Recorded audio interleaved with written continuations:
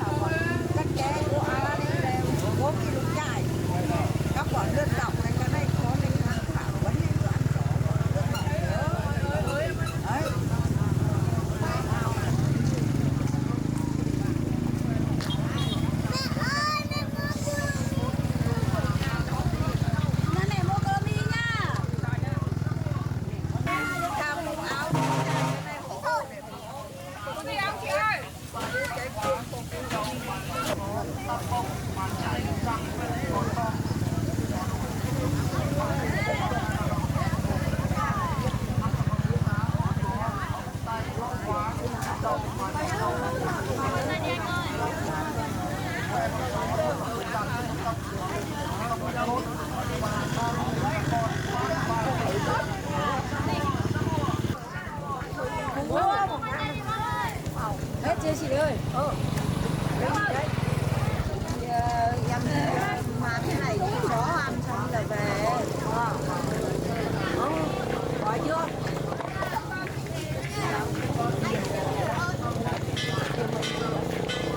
Gọi lòng đi.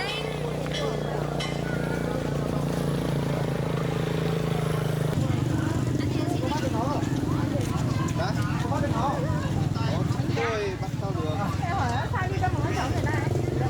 Sao mà biết được? Hả? Gì? Cứ dún lên đi. Bây giờ mang đấy thì hâu lục đếch cả. Mặc thì hâu lục đếch cả. Bác sĩ hậu cô hi. 25 con gì? Vâng, 25. Lên như là luôn nè. Lên thôi, các bạn này gặp với Sơn Vân. Vân này cầm giá. Có treo khảo giá trong đây.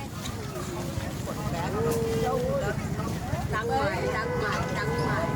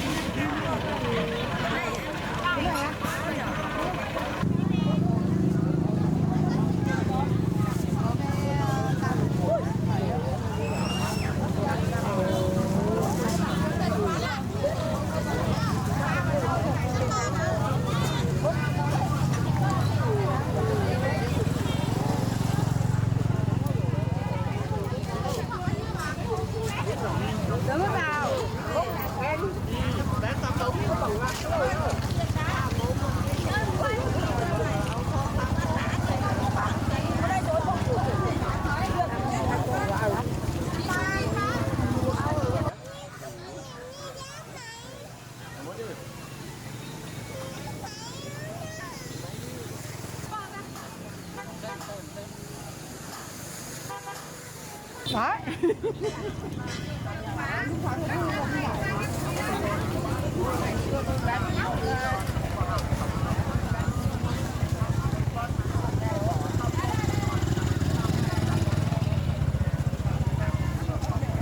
Em đi chơi chị ơi.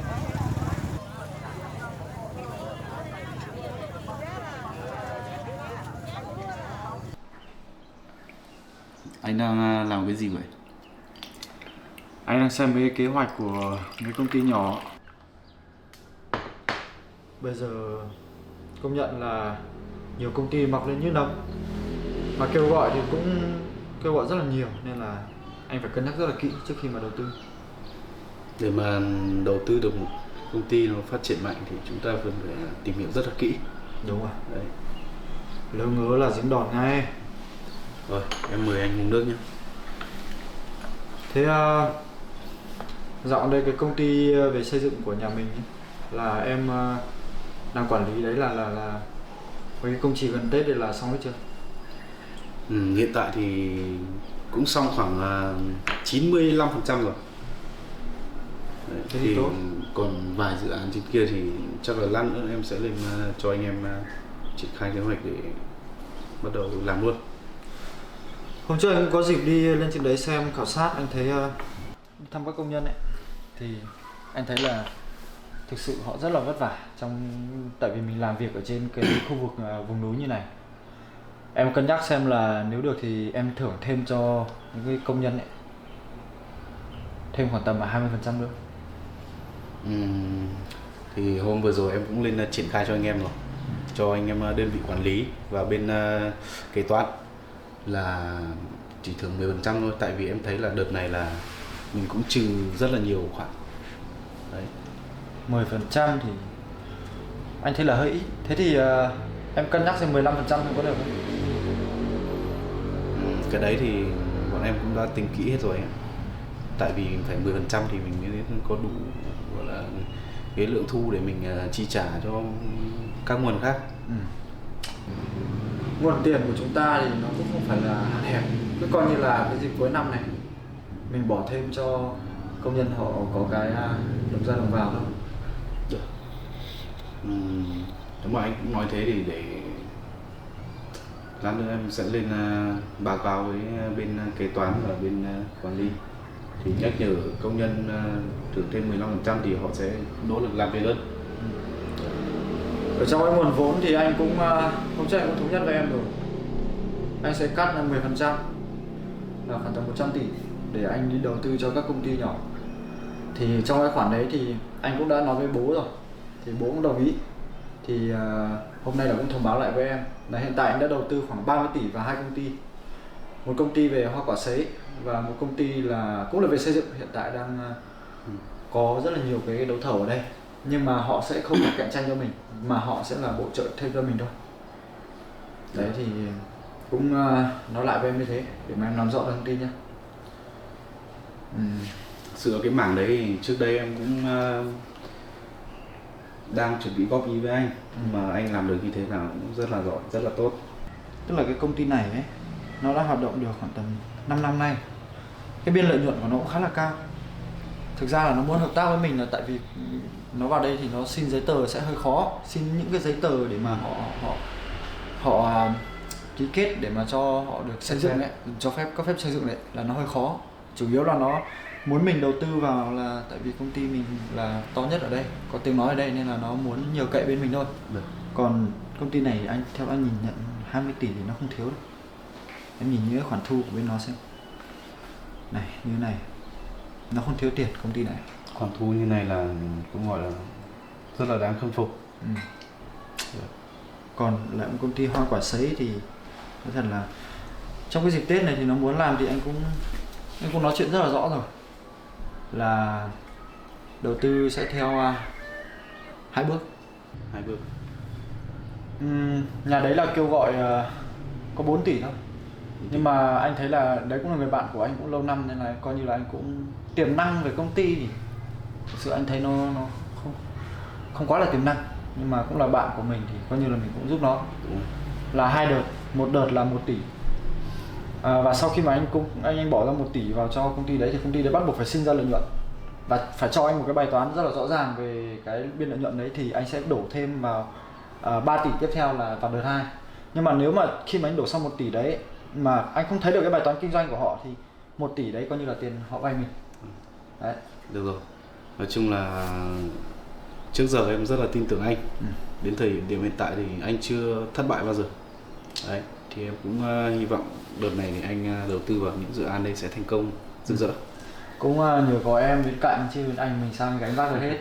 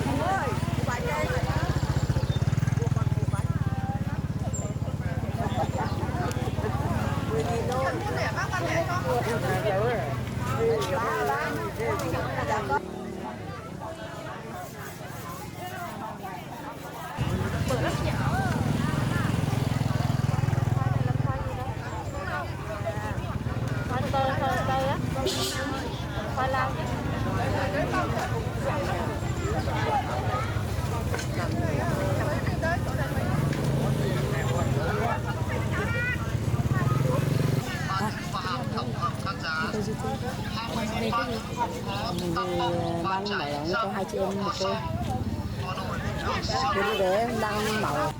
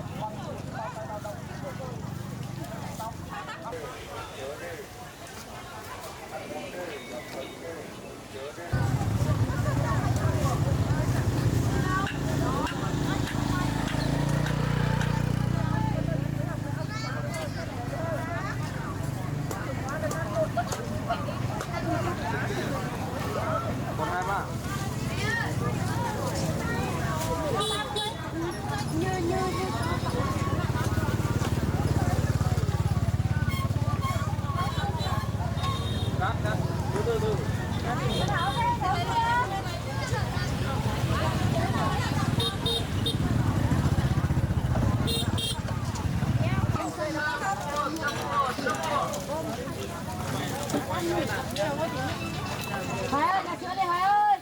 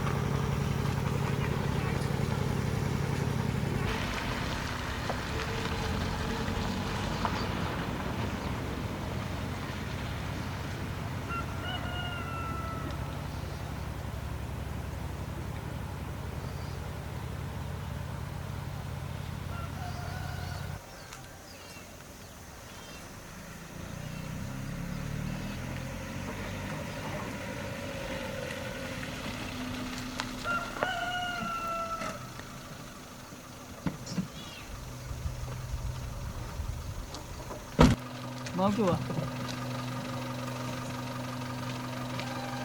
Cậu cứ ở đây chờ tôi lúc nào tôi về tôi ra. Vâng.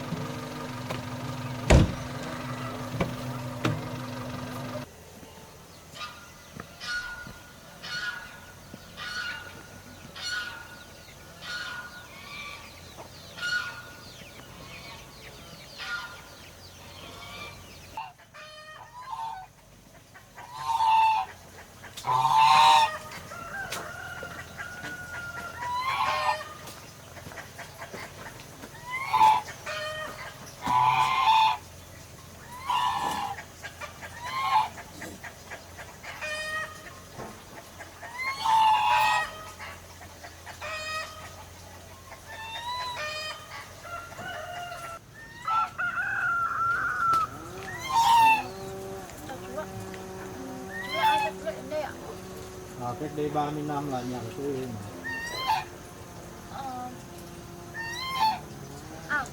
Chú có phải là chú hôm trước bị đập thuế không?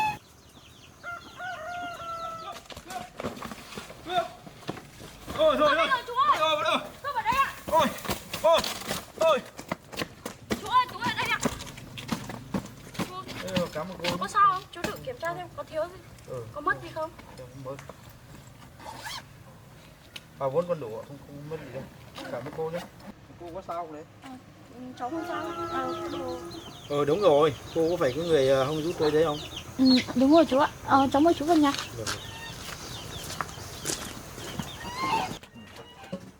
Cháu mời chú ngồi. Đây chú để cháu không được. Sao hôm nay chú lại vào đây ạ? Cái này tôi chỉ vô tình đi qua đây thôi mà, ngày xưa tôi vốn cần ở đây mà. Thế ngày xưa chú cũng làm thuê cho nhà anh Dê mà. Vâng ạ, ngày xưa tôi cũng là làm thuê nhà dê. Cháu cũng bây giờ cũng đang làm thuê cho nhà anh ấy này. Mà nhà chú ở đâu ạ? Nhà chú ở đây, cách đây xa lắm, cô không biết được đâu, xa lắm. Mà Cháu tên là gì nhỉ? cháu tên là Diệp ạ.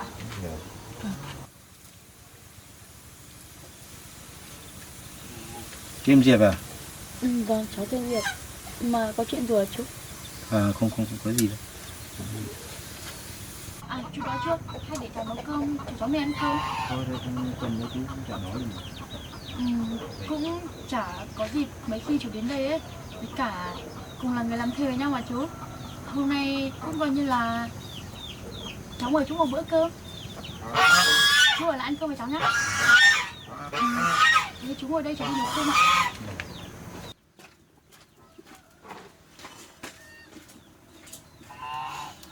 Cô gái này tốt tính thật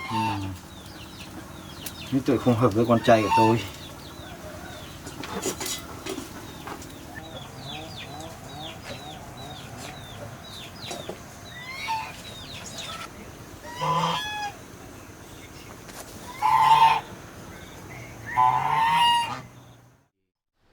Thì cái này anh em mình cũng gọi là sinh ra lớn lên gọi là để hỗ trợ nhau mà. Đấy, làm cái gì phải có anh em hỗ trợ nhau. Đấy. Mà em có một chuyện muốn nói với anh ấy. Thì là em cũng biết là anh có quan hệ ở cái khu này rất là rộng. Đấy, thì em có cái trường hợp là có một bạn ca đấy. Bạn ca thì anh cũng biết rồi đúng không? Anh biết bạn đấy. Thì cũng như là mẹ chồng của bạn đấy thì với cả chồng là đi ngoại tình. Thì em cũng có đi điều tra thì em có thấy check cam ở đấy, thì em cũng thấy đi ngoại tình với nhau với người khác. Thì sau đấy là bỏ nhau rồi đấy. Thì hiện tại là mẹ chồng và chồng của cô ấy đang quay lại là đòi cô ấy 50 triệu. Tức là ngày xưa lấy thì đi hỏi vợ mất 2 con trâu. Đấy. Anh cũng gặp một trường hợp mà khá là tương tự. Tuy nhiên thì trong cái trường hợp mà anh vừa mới giải quyết đấy là nó lại là bán cơ, bán đi cơ. Còn thực ra nếu mà trong cái trường hợp mà cái đấy nó không phải là bán, nó là người ta đi hỏi vợ, người ta mất cái số tiền sính lễ. Đúng rồi. Thì khi mà người ta ly hôn thì làm sao mà đòi được cái tiền sính lễ đấy? Đúng rồi, thì bây giờ em đang em cũng vừa lên đấy thì gặp mẹ chồng đấy. Thì em cũng đã nói rồi, nếu như còn tiếp tục như thế thì em sẽ gọi công an. Thì em cũng nhờ anh một chút là anh nhờ bên an ninh ấy thì quản lý hai cá nhân này hộ em. Thì danh sách hai người này thì lát nữa em sẽ gửi cho anh. Được, cái này thì đơn giản thôi mà. Mình cứ làm, cứ đúng pháp luật mà mình làm, mình đừng có sợ người ta. Đúng rồi. Cái đây nó là sính lễ, nó khác. Nếu mà họ đã ký giấy mua bán, gọi là tôi bán cô này cho làm vợ và tôi lấy 2 con trâu chẳng hạn, ký kết hết rồi thì lúc đấy mình mới là người phải đền tiền cho họ. Nhưng mà cái đấy chỉ là sính lễ thôi thì không phải đền, em không phải lo. Cứ để cho anh, em cứ gửi hai đối tượng đấy cho anh sẽ báo cho đồng chí Thành để đồng chí theo sát được nhá, không phải lo. Thì đúng rồi, em cũng nói với hai người đấy nếu cứ tiếp tục như này thì chắc chắn là họ sẽ bị tống vào tù. Đấy, thì em cũng chưa chắc là họ còn dám lên nữa không, nhưng mà em cứ nhờ anh thì anh báo cho bên an ninh là quản lý hai cái công dân này chặt chẽ một chút. Được Đấy. cái này anh làm được. Thì chuyện cũng chỉ có như thế thôi. Thì chiều nay thì anh có bận công việc đâu? Anh hiện tại đang tập trung khá là nhiều về cái mảng đầu tư nên là chắc là anh sẽ phải cần nghiên cứu thêm về cái đấy. Thì hiện tại thì em cũng phải lên khảo sát ở phía trên kia. Thì chắc là bây giờ em phải đi luôn. Em cứ đi đi, có việc thì cứ đi đi. Hy vọng trong năm tới anh sẽ luôn thành công trong những mảng đầu tư đấy. Ok, em cũng vậy nha. Ok. Vâng, em đi nhé.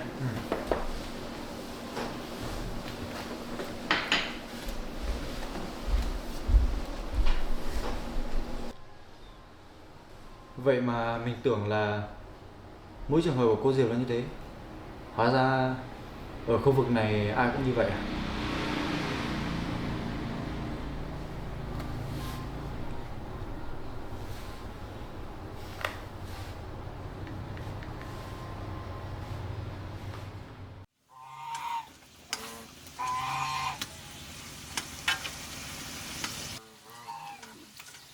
Bác có hay ăn đỗ này không? Cô cứ làm việc đi, tôi ra ngoài một chút. Vâng ạ.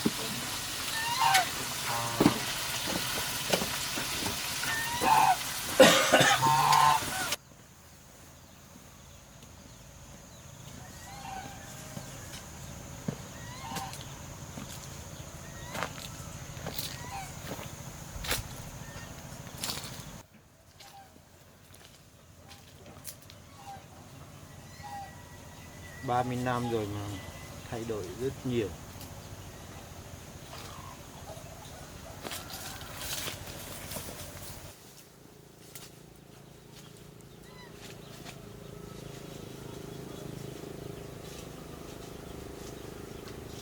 Ngày xưa mình nghèo quá mới để ông già ở đây.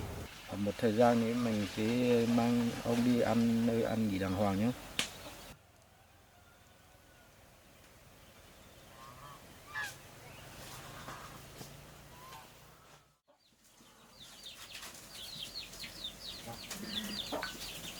Mời chú ăn cơm ạ.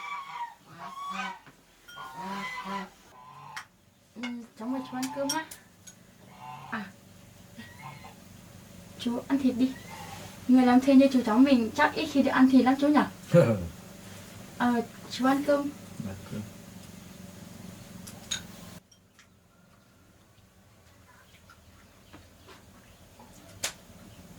Chú ăn đi chú.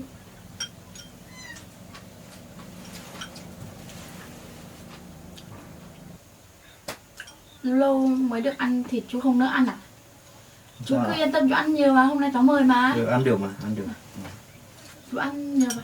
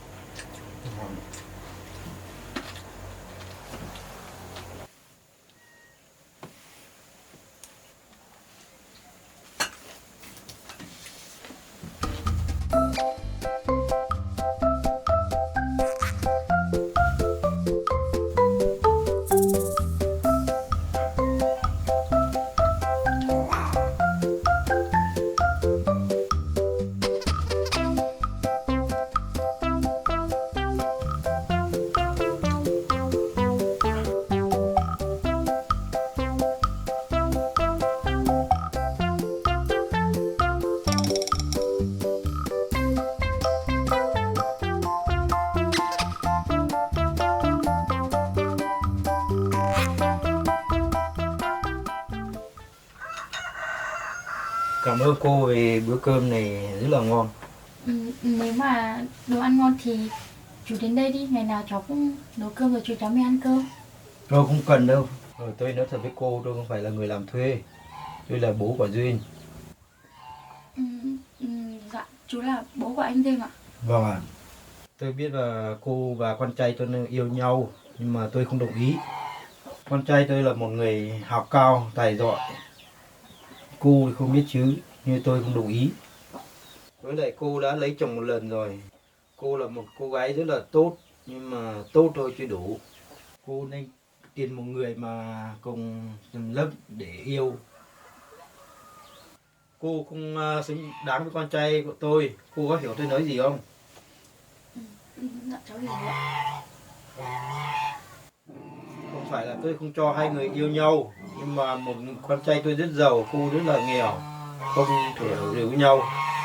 Hai con trai tôi cần một người giỏi và kiên danh về giúp con trai tôi, còn cô thì không biết chữ thì làm gì giúp được. Nghèo cũng có tội à chú? Nghèo thì không có tội, nhưng mà mình nghèo thì mình biết là mình nghèo. Nghèo thì đừng có trèo cao thì ngã đầu.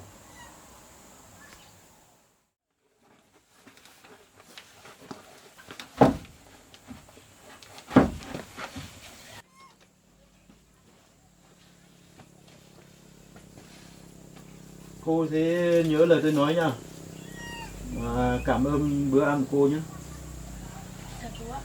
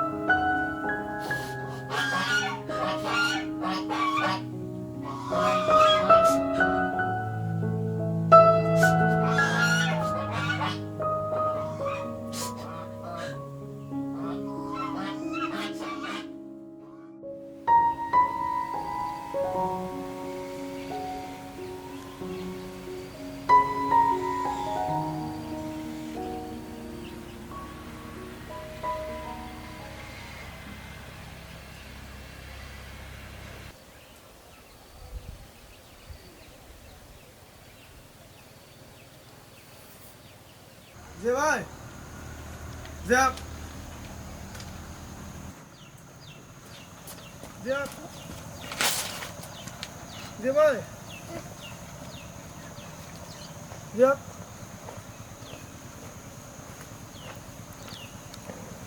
Diệp ơi!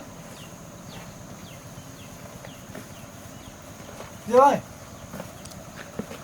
Diệp đi đâu rồi nhỉ? Diệp ơi!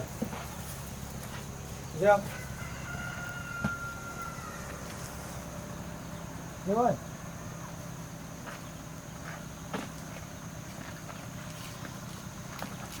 Diệp ơi!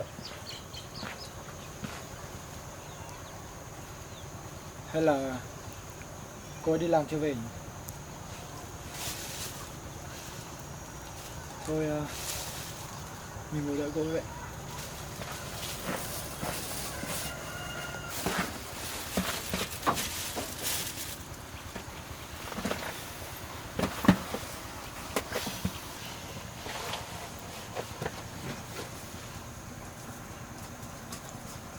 Cô đi làm gì mà giờ này chưa về nhỉ?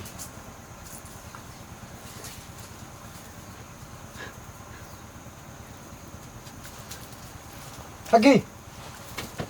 Haki! Chủ mày đi đâu rồi? Chủ của mày đi đâu rồi? Sao cửa vẫn mở thế này? Chủ mày đi đâu rồi?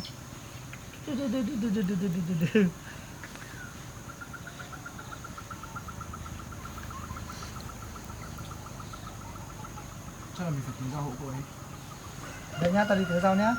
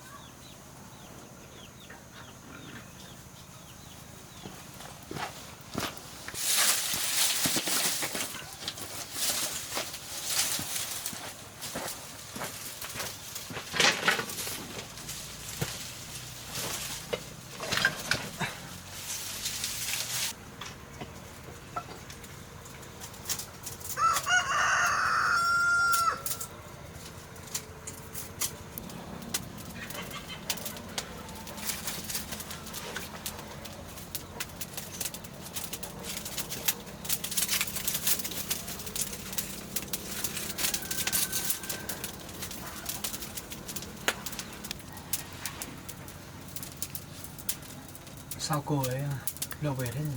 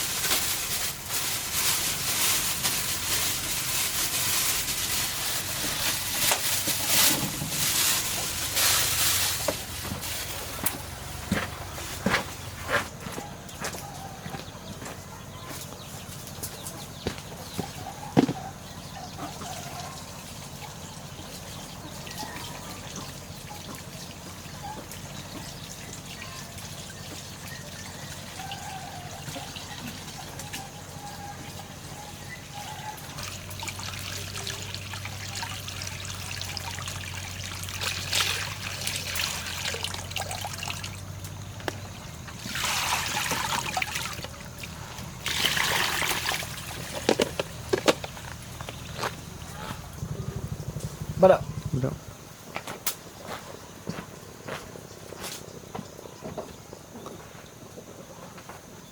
Sao cô vẫn chưa về nhỉ?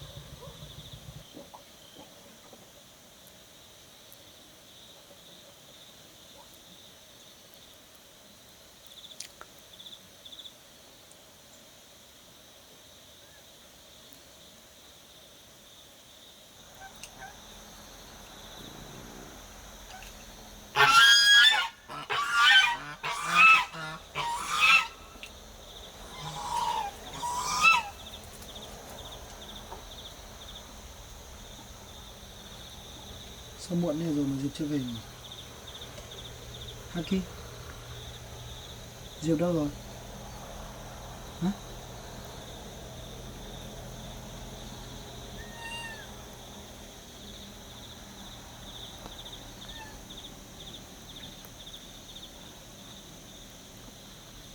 Chủ của mày đâu rồi? Sao giờ này cô ấy chưa về?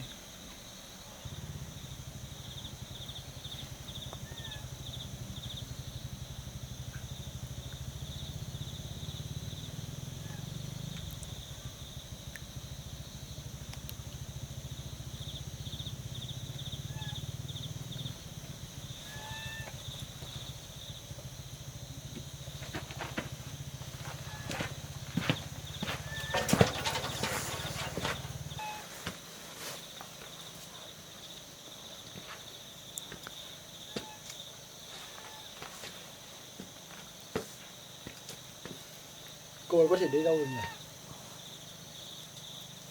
Chắc là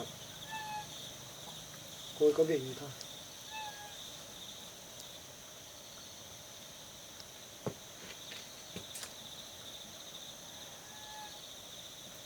Nếu mà ngày mai không thấy cô ấy thì mình sẽ đi tìm cô ấy.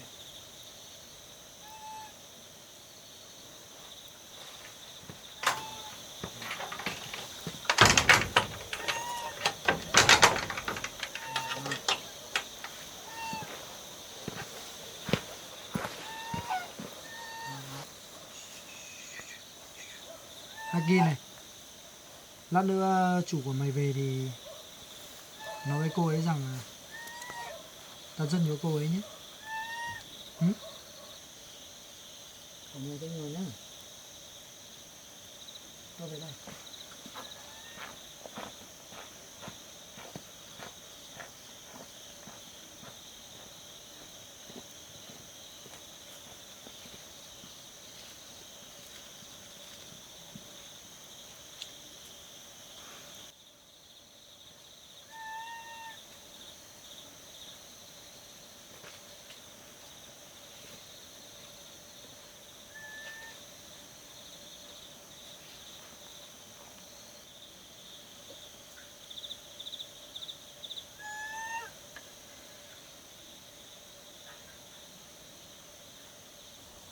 Nghèo thì không có tội, nhưng mà mình nghèo thì mình biết là mình nghèo. Nghèo thì đừng có trèo cao thì ngã đầu.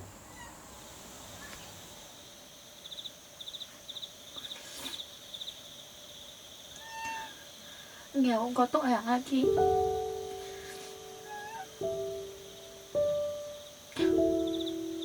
Có lẽ mỗi mày cũng chỉ tao nghèo đúng không?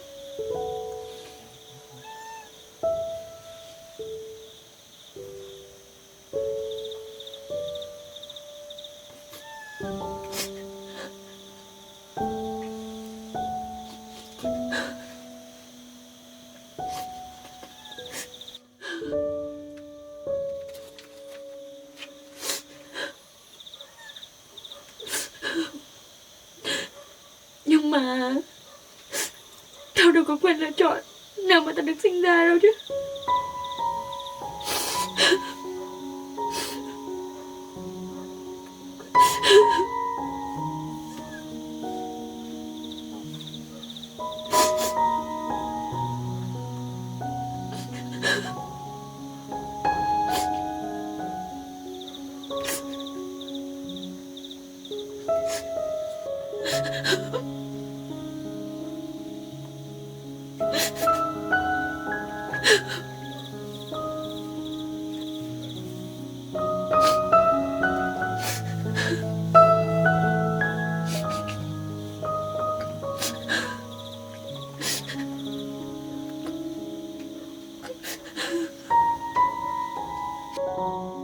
Chắc giờ chỉ có mày là bạn với tao thôi.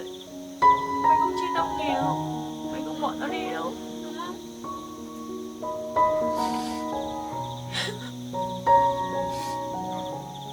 Muốn ăn ủi tao đúng không?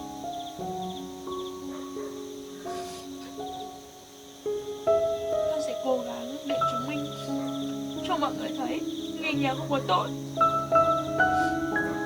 Mày phải tin tao nhé.